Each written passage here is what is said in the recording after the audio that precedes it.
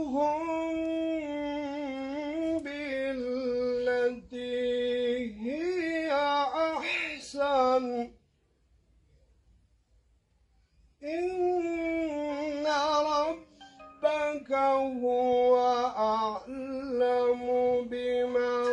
ضل عن سبيله وهو أعلم بالمهتدين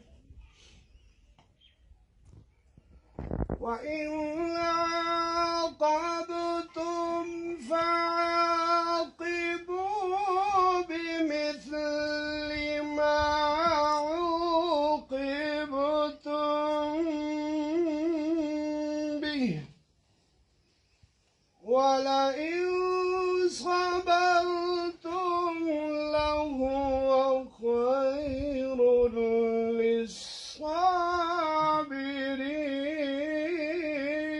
للصابرين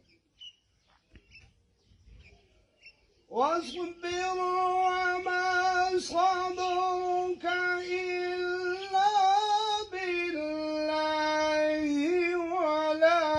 تحزن عليهم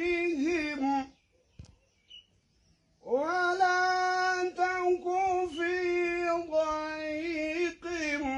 مما يمكرون إن الله مع الذين اتقوا والذين هم محسنون صدق الله العظيم.